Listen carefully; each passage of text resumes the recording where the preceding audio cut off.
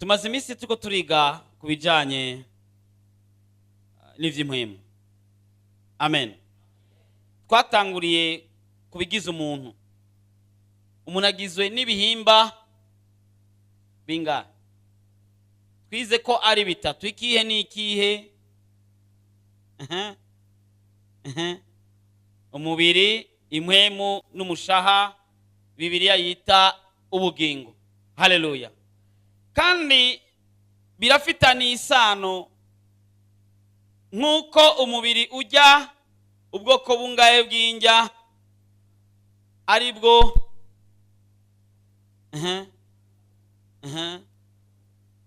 impwemu nayo ijya ubwoko bw'injya bungahe? Butatu. Aribwo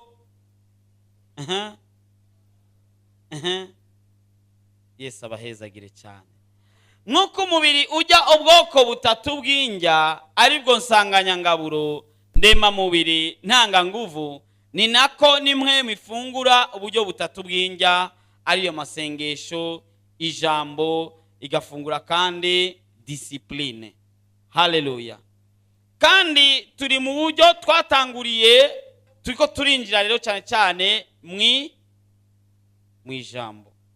Ijambo rero rirafise ububasha bwo kwinjira mu muntu kandi bugahindura, ijambo rigahindura ubuzima bw'umuntu. Tuvuze umuntu kenshi abantu bavuga umuntu mubiri, ariko je mvuze umuntu kenshi mandiko ndavuga umuntu w'imbere, impwemu.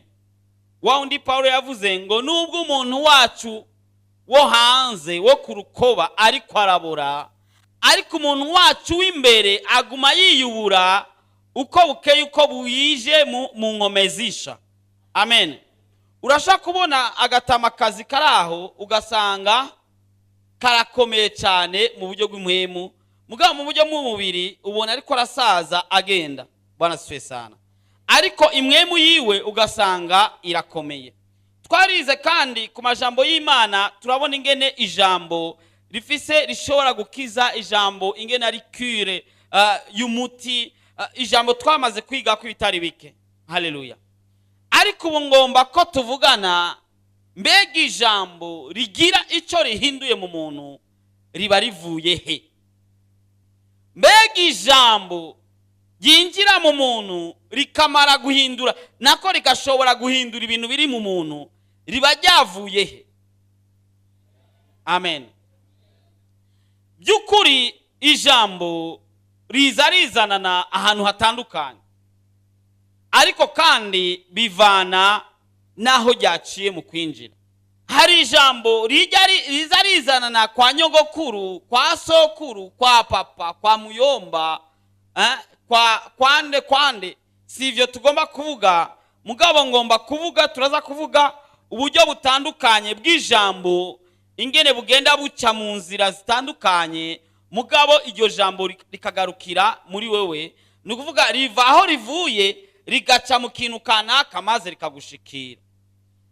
Uno munsi tugomba kuvuga umuhora umwe mu mihora ijambo ry'Imana rishobora gucamo kandi rikinjira muri wewe kandi rigahindura ibiri muri wewe. Reka dusome igitabo cya mbere cya Samuel, igice cya mbere ku murongo wa 17. Igitabo cya mbere cya Samuel, igice cya mbere ku murongo wa 17. Amen.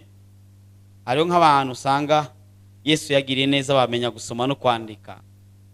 Aheruka kuba yarandikiye ikete umukobwa cyangwa umuhungu, mugabo kwandika ivyo mwize mu ijambo ry'Imana ugasanga biri kure kuri we. Kera bavuga nk'ukwezi, ariko ukwezi basigaye bakwinjiramwo.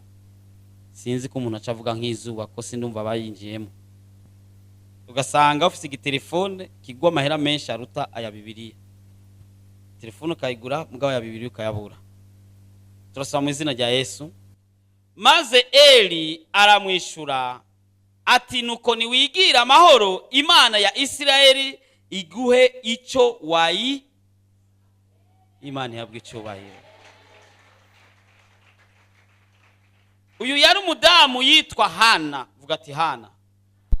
Yohana bari abagore babiri ku mugabo yitwa Elukana. Abo badamu babiri ntibari baronse amashance amwe canke ubuntu bumwe.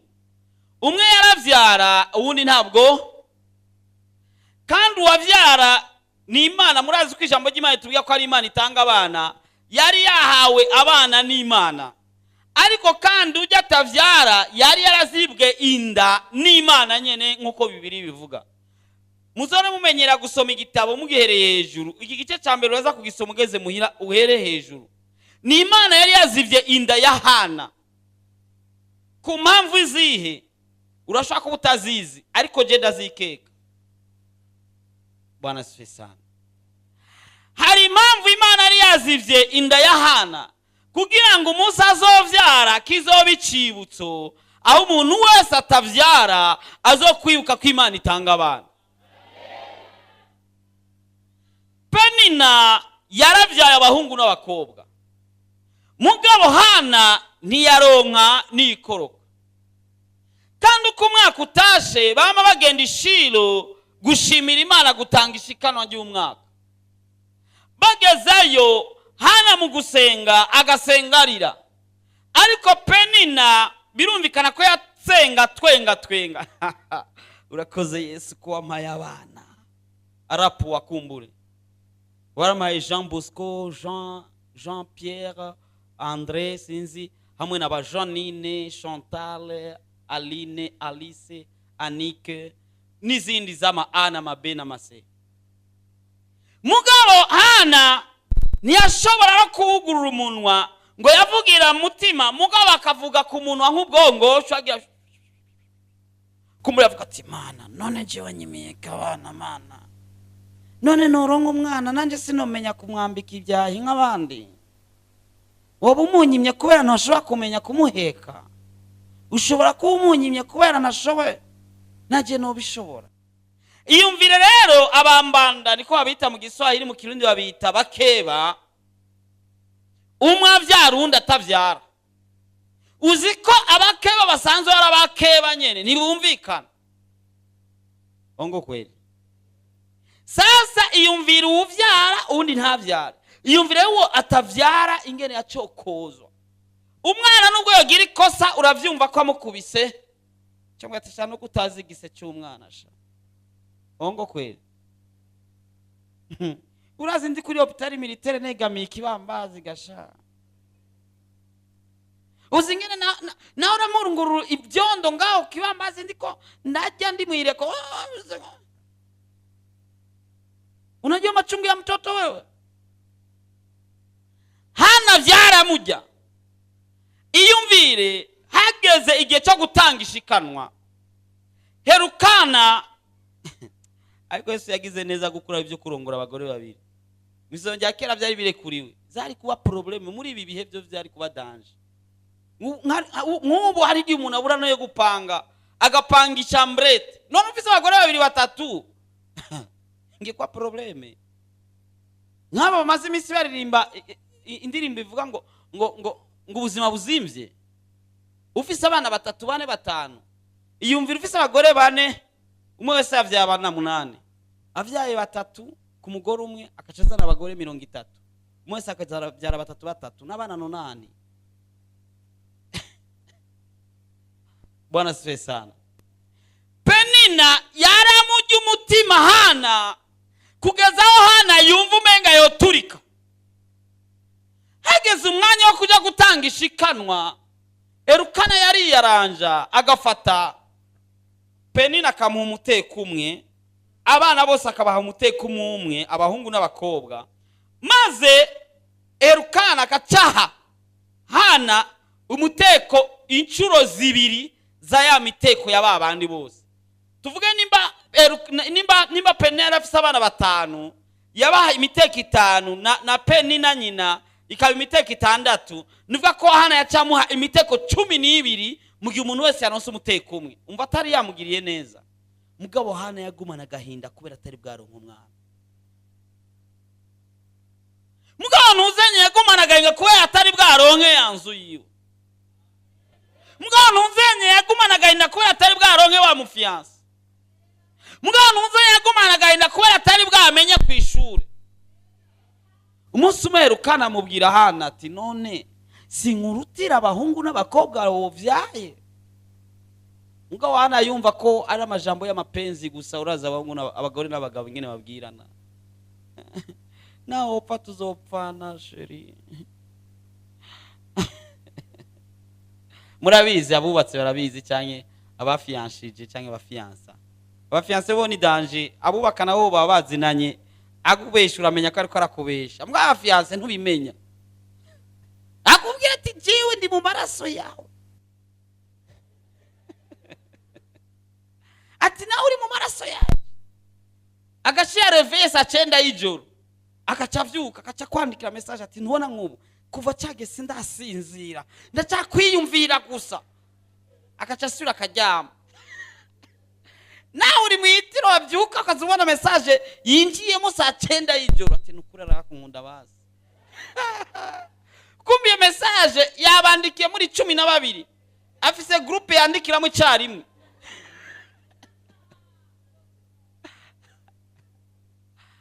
Hana rero yumva kumenga na majambo y'inkundo canke y'urukundo canke imanano y'amapenzi.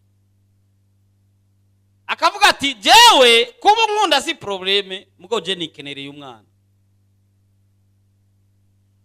Umusuri izina baraduga kandi shiro. Mugihe abandi bose bariko barasenga bahimbaza batazira, Hana isengesho ryiwe gusa yagumumenga ariko ari dodomba. Kugezaho Eli aza hafi yiwe abona umudamu yicurikiriye ariko avuga umenga n'ubwongoshwe gusa ariko aravuga. Kugezaho Hera cangagikirwa ntiyarinda no kubaza Imana ati none uyu mudamu nibiki. Aca aramubwira ati we wa mwoma wowe uzogaza ryari kwa munywa inzoga kuza ngaha mu rusengero waborewe. We bakubwiye nkuko uzi ngene ukurita kambira Imana yawe wovyifatamo gute? Umpaso niho siga umututse rimwe ryonyine ukaca wigira. Wa mama we uzogeza ryari kwa muza waborewe aha mu rusengero. Bakubwiye ngo Hana aho kuborererwa. Hana caramubwira ati mzee mfise amagogo mfise amajojwa ndiko ndajojera Imana yanje, nafise umutwaro, hari impamvu ndira, hari impamvu mvukama, hari impamvu ndambarara ngaha, hari impamvu nzinduka, hari impamvu ndiko ndatamba, hari icyo ndiko ndavugana n'Imana yanje. Ili ati mimi sikulewa sinaborewe ariko ndafise icyo ndiko nabwira Imana yanje. Ndafise agahinda mu mutima wanje, hari icyo ngomba ko Imana iza kungirira, hari intambara ngomba ko Imana iza kuneshereza, hari ibibazo mfise nkeneye inyishu imbere y'Imana. Niyo mpamvu mbona napfukama mu gusenga. Hari igihe abantu baririmba indirimbo mugabo bataziyumvira ko Dawidi yaratambye atambira Imana, natwe turatamba dutambira Yesu. Akabivuga ahagaze gutya. Nuwe yasenga byavura atari byo kwigirisha ngo nkuko mu ndirimbo bari zokorera Imana shake ndarare kuko umusumwe zogororerwa. Twejeje gusenga gacata kandi waririmbye ngo nzokorera Imana shake ndaharare.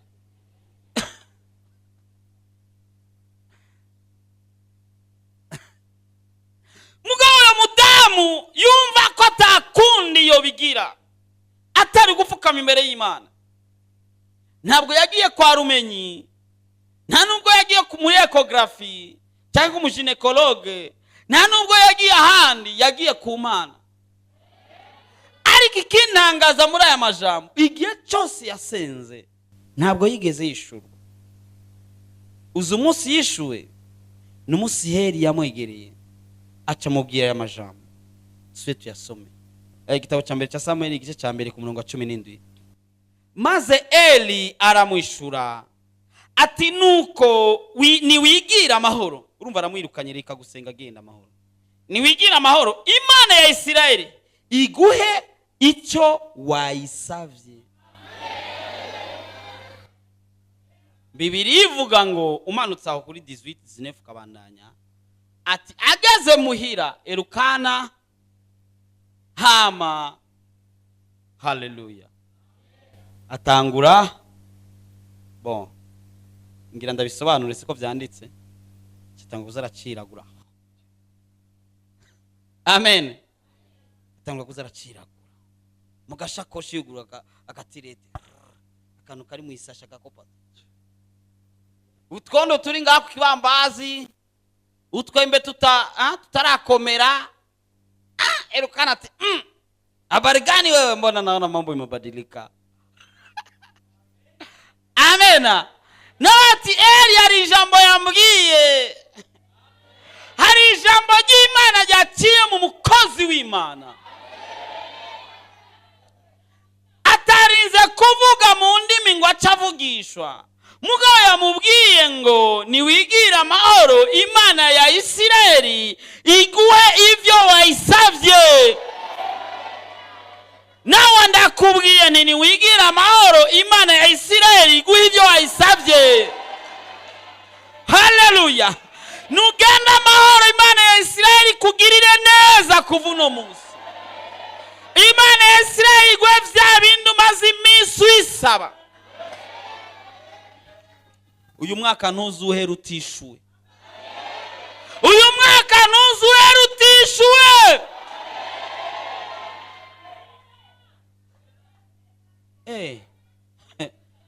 Abamwita Ana bakamwita ngo yangumba. Kumbura ba Ana bari benshi ko no muri Bibiliya ba Ana banditswe umengane bangahe.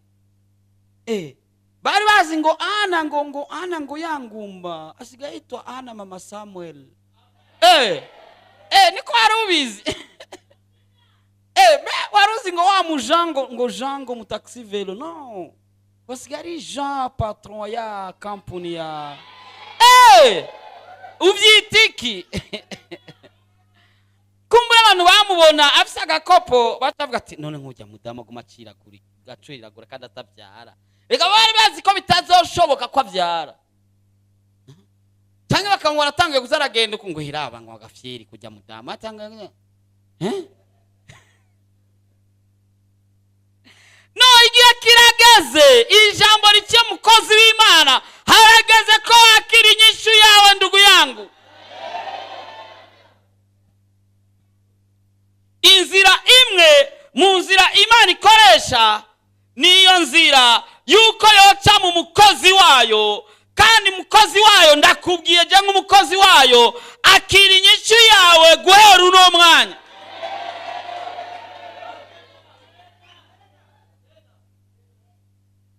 Wagomba kugira mariage, gira devi. No, ni probleme kwapi? Gira devi. Warukene inzu yawe, gira devi. Sasa nyumba itakujaje na hujajua bei? Hari warakene imodoka, genda kurondera permis, genda wige auto école.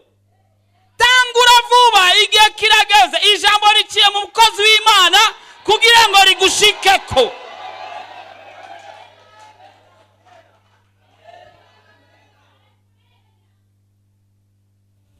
Sasa unafikia kutabiri mpaka nianze kusema kwa lugha?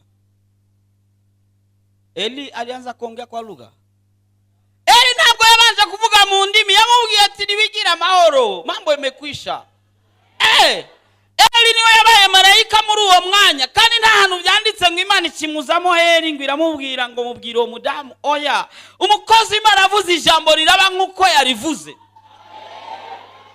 Kandi usomye aho mu hepfo Ana yacyatangura kugira umunezero guhera uwo mwanya. Yarabyizeye izera ko agiye kuvyara, amarira arahera, umunezero uratangura. Ageze muhira mimba ikaingia. Hacavamo umuntu yitwa Samuel. Uyu mudamu yarafise kwizera kudasanzwe ndugu yangu. Yavuze ati Imana ukampa umwana sindamugumana nca ndamuguha.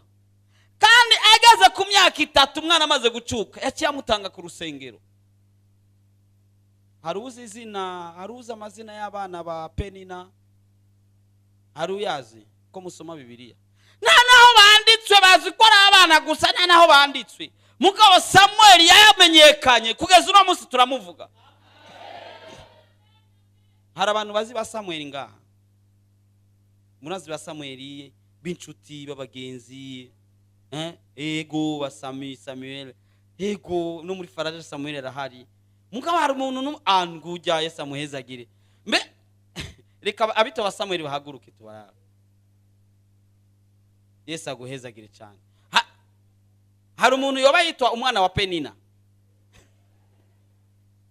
Nawe Penina abana benshi mbwa batamenyekanye, nagira mvuge ngo ataco bamaze, ntibamenyekanye na gatonya.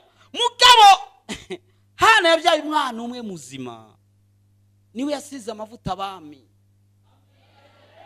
Kutavyumva, niwe yasize amavuta abami ba Sauli ba Dawidi, ni Samuel yabasiga amavuta. Yamenyekanye muri iyo myaka kugeza uno munsi no mu Burundi, abana bakitwa ba Samuel mu Burundi, Bujumbura, mu Rumonge, mu Kayanza, ba Samuel uzohabasanga. Imana igiye gukora ikintu kimwe kizima kizotuma bagutwenga batangara. Usengera umuntu wese aguhama, ntazapfe atabonye ibyiza Imana yakoreye. Yesu aguhezagire. Usengera umuntu wese aguhama, ntazapfe atabonye ibyo Imana yaguteguriye.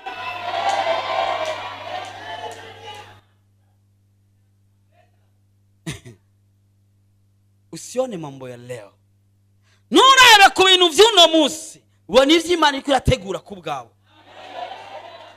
Ese cyo Imana ikagukura igitambara ku maso, ugatangura kubona ingene biriko biragenda ibyawe, ingene Imana iko irategura ubuzima bwawe, ingene ibyawe bigiye guhindura amahanga n'abantu bose bakumenye.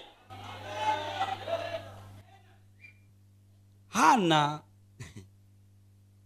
sinibaza ingene umunsi atwaye inda akibona ikimenyetso cya mbere. Abazitwara sinzi ikimenyetso cya mbere ko mukibona inyuma y'ukwezi. Sinibaza ngena ashobora kuba yaragendagenze. Muzi umwana w'umukobwa yatwaye ishushu igera no kuvuka bitaramenyekana. Ongo kweri. Ariko wahoze ari ingumba 2 semaines zonyine afe kumenya ko yagize retare. Abana ntavyo bumva ivyo, ntibazi ivyari byo. Afe kumenya ko yagize retare ya 2 jours gusa. Cyatangura kuzaraciragura. Ati none kuri kwaciragura se aujika niko na mimba.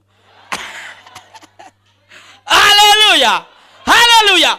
Nawe tangura gutembera rifyeri y'inyishu yawe. Uzi mukobwa atagira fiancé ngena tembera en désordre. Tangura gutembera na gafyeri nk'ufise mu fiancé. Haleluya, haleluya, amen, amen. Uzi umuntu atagira akazi ngena tembera en désordre. Mugabo ufise akazi akashati yagoroye agenda nyine. Haleluya, haleluya, haleluya. Tangura gutembera nk'umuntu afise akazi. Amen, amen. Ibi ni ibihe byawe, ibihe byarahindutse singa bya bindi bya kera. Haleluya. Ibyarenganye ubu ni bishasha. Amen, amen. Haleluya, haleluya. Abari bakuzi kuri rya zina rya kera bazotangara bumva witwa irindi. Batangura kubazanya ngo mbe iri yari ronsageze Bujumbura. Ati oya, ni yishuri ni izina lijanye n'ishu yiwe. Haleluya, haleluya, amen, amen, amen, amen.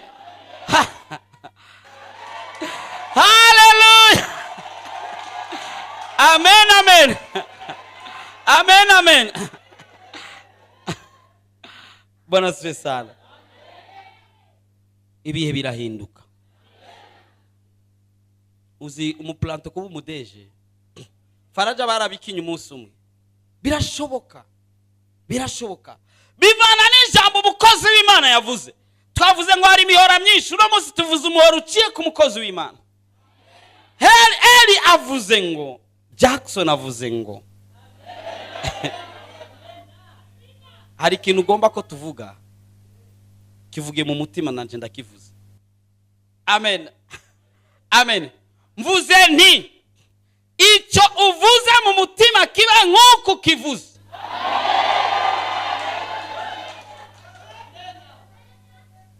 Tugira dusenge. Sinumva ko tuza kusenga amasengesho yuko yayindi myikomo maze imisi usenga. Mana urabona abandi urabakaza igihugu kakanyima, mana abandi urabaha abagore, abandi ukabaha yo gukwa, abandi ukabaha abagabo. Tangura gushima. Amen. Ngomba kuno munsi tugira isengesho ryo gushima. Haleluya. Mana ndagushimiye kubera kuva ntangura ishure sinaye bwavu wa mbere, mugabo trimestre ya mbere nzobu wa mbere. Haleluya. Mana ndagushimira kubera kuva mbaye umukobwa, kuva aho nkuriye nahora ndeshwa gusa n'ibigabo bifise abagore babo. Twavugana amezi 3 yahera nkaza kumenya ko afise umugore wiwe. Ubu nkeniye umusore wanje kandi akora mu ntuzenya kandi mana vraiment ya. Haleluya. Ndagushimiye Mana ko mpaye umusore apana kipapa. Amen. Ndagushimiye Mana ko kutavyumva. Hari umuntu akeneye kuja hanze, tangura gushima Imana kuri visa none.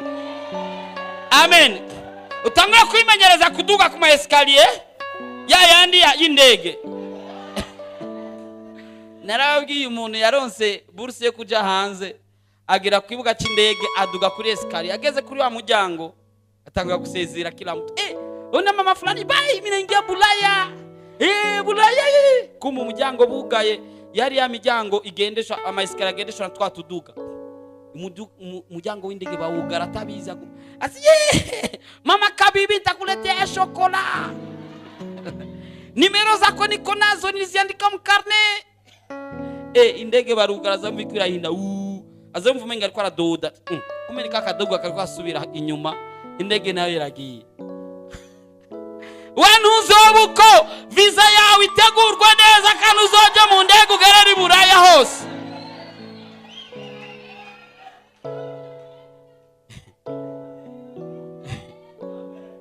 Tunaingia maombi ya shukrani. Haleluya. Haleluya. Haleluya. Hari abafundi bari ngaha. Ifa ko mwimenyereza bagira babaye ibiraka byo kubaka amazu. Amen. Amen. Hari abazi abamekanisye ngaha. Muze muri Yesu abahezagire. Muze muri menye nimuhaguruke babamenya kugira ngo muzohora bakorera imiduga. Amen. Ujya n'umekanisi. Amen. Amen. Abafundi b'amazu bari hehe? Abafundi b'amazu bari hehe? Nibahaguruke babona bose abafundi b'amazu. Haleluya. Haleluya. Haleluya. Hari abandi abazi kudekora ku mariage bari hehe? Abazi kudekora ku mariage bari hehe? Bahaguruke. Celine kumbe ari ngaho. Haleluya. Ujya mu marazi kudekora kuri mariage. Amen. Ikindi niki? Abasuderi bayivugiye nibahaguruke bazora kuri biportaye ngabo. Haleluya. Mugabo bihereye ku by'iwabo. Amen. Nagira mvuge ngo abazi kureheraniza. Akandi kazi gasigaye nakaye. Abazi maintenance y'ama computer. Ngabo abazi maintenance y'ama computer. Abo bose nimuze musaba abandi, aba nibo bazozikora. Uri mu biro iwawe na tagitebe kizunguruka. Uzunguruka. Haleluya. Haleluya. Haleluya. No, hari giye mwibaza ngo ni inkuru. Mais c'est la réalité. Ukunu kuri. Amen. Uzi ibintu bibiri bizimvya umuntu w'umudamu. Ni kuba yambaye impuzu zimvye no kubaronka irasyo ikwiye. No ugiye kuranga impuzu izimvye ni rasyo ikwiye. Uzi ikintu kivyivya umuntu w'umugabo ni kuba aronsa afise ibifaranga mu mufuko kandi akaba afise na promotion. Ibifaranga bigiye kuza mu mifuko kandi na promotion zigaragare. Haleluya. Iki ni gihe cyawe. Harabaye ibiyo by'abanaka n'abanaka ariko uwi ni gihe cyawe nawe. Amen. Tugira dusenge rero. grand mécanicien. Yesu abahezagire. Amen. Haleluya. Tugira dusenge. Amasengesho yacu n'ay'amashimwe gusa. Amen. N'ay'amashimwe kuko inyishu yabonetse. None sinabivuze, navuze ubivuge mu mutima nanje ndabisubiyemo. Ivyo wavuze uhora bikore nkuko, kandi utangure kuba mu buzima bw'inyishu yawe. Haleluya, kuko ni igihe cyawe. Amen. Reka duhaguruke dusenge.